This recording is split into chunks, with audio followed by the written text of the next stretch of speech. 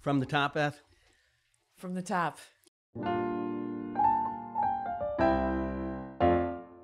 All right. Well, welcome to 6-Minute Increments, where we like to explore the relationship between business and the law. And we are following up on our series here, actually interviewing people who have served for many years in the legal industry. Today with us is my one and only Liz Parrotte, my own administrative assistant, who I rely on for pretty much everything at this point.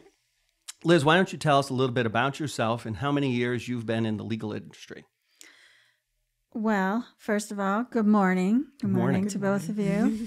I have been in the legal industry for, now this reveals my age, but that's okay. I'm pretty proud of it. Over 30 years, I've been working in the legal industry.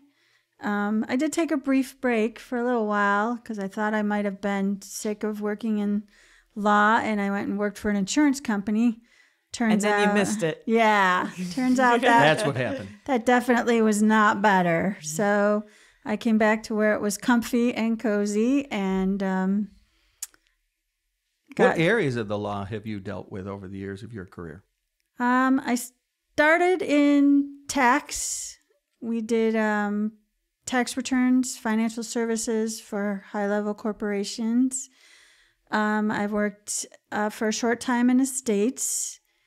I did corporate, which I do now again. And I worked in IP, intellectual property, with patents and trademarks for a short time.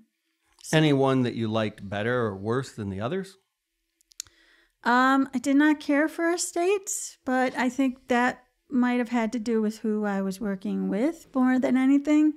Intellectual property I did find very fascinating, dealing with people's patents and trademarks. It was really interesting work, but it was very difficult to keep on top of all of the deadlines. It was very deadline focused and very tough to keep up with the volume that we had where I was. But corporate is, maybe it's just more of a comfort to me because I've worked in corporate more than anything, but I think corporate is where I like to be the best. I have a question. Definitely. Mm-hmm. What do you wish lawyers understood better? Well, when you say lawyers in general, that's kind of tough to answer, but I have always hoped through my career that lawyers would understand how important my role is in the whole process and how much of a team you need to have, and that it's not just about them. That do you have a thought about why they don't think that? I don't know. Maybe it's just a general conception of what a lawyer is and societal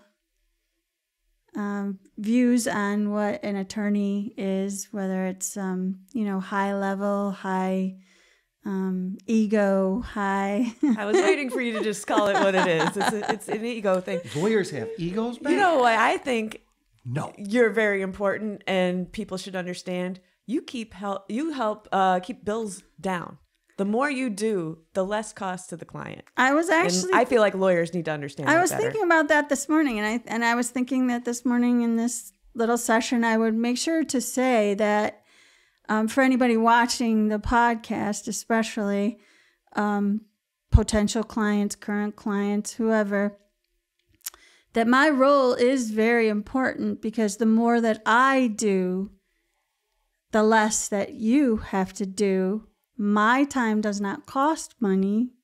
Well, it's a sunk cost that's built into the hourly rate. It is. Versus, I think that a lot of law students, and you and I have participated in our internal trainings over the years, have come out of school for years having to have typed every single thing they have ever done. Right. And it's a hard thing for them to break, but are clients paying them for their word processing skills, or are the clients paying them for research, analysis, strategy? Right. And I think that's a hard thing for law students to transition. And then also, I think that in my experience, it's been because they're younger, they often have a hard time working with people maybe who are older than them and don't always know how to interact. But I think over the years, I've found that you help them or try to help them, get through that phase. One thing also might be that I'm a little bit older, so I'm a little more old school. My personality also is maybe a little bit more controlling and no. Possibly the younger people in my position might not take as much control or as much responsibility as I do. I really view that everything that comes out of the firm, out of the place that you work for, is a direct reflection on everybody that works for that organization.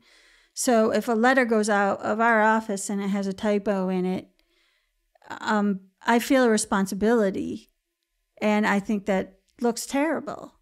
So I'm not sure that people that are younger, that are just starting out as administrative help. What recommendations do you have for them, I guess? Shadow and talk to people that have been in this position for a long time, because they have wisdom, they have insight into how it really should be. I think that I haven't worked a whole lot of places where I have felt that valued, where it's, it's a job, it's a position, everybody needs it, but it's not, it's very always overlooked, it seems, in most places. It's not always as valued as it should be. What's one of the most interesting experiences in all the years that you've been in the legal industry that you think about or would want people to know about? Just I've worked on very few high profile cases, but in corporate, there's sometimes a few that come along, some mergers and acquisitions that are kind of fun. So I've worked on a few that have been pretty high profile in the news or, that kind of thing. So that's kind of fun to read the news and to see that I was a part of that. Even though I don't get, as much recognition, but I don't really need it. I know I was a part of that, and it wouldn't have gone as smoothly if I hadn't been. That's how I feel anyways. I personally have always found that was one of the things that's the most interesting about being in the corporate space, is that you're kind of the behind the scenes people. The deals itself make the news, but we really do know and understand how it all happened. But due to our confidentiality requirements, we can't tell anybody. Right. So it's like having access to a secret. And actually, that's where I think that the lawyers provide more value. We know those secrets that are behind the deals. And that's where I think clients don't always call and get the full breadth of experience, not just the lawyers, but the paralegals and the administrative assistants who have done all of this. What do you think is the one thing you would want customers and potential users of legal services to know or think about that, in your experience, they don't when you're the one that's answering the first initial call? What comes to my mind is that they can use me as their first tool for help that they need. Right. They shouldn't be upset when they're hearing from the assistant, because guess what? That means that time is being devoted to them that they're not being billed for. Exactly. 6-minute increments. Right. Exactly. That I am a way into Brett. Right. I mean that if you call Brett, you're going to get me.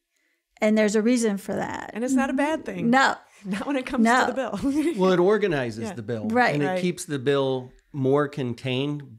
And you help to, in my opinion, weed out the extraneous information so that when the customer and I talk, those 6-minute increments are as narrowly focused as possible. Right. And I try to tell people I'm not, delving into your personal life and asking all these questions because I'm being nosy. The more that I ask and then I can pass it on to you, and then you can get to the meat of it faster. Well, in the interest of time, since we do bill on 6-minute increments, we do appreciate you here participating today. Like always, we will show everybody what it's like to get double billed for two attorneys at the table, and they didn't have the benefit of having Liz weed through that time. But thank you very much. Liz's time won't be on that bill. Liz's time won't be on that bill. Thank you for your time, Liz. Thank you, guys. Have a nice day. Thanks, Liz.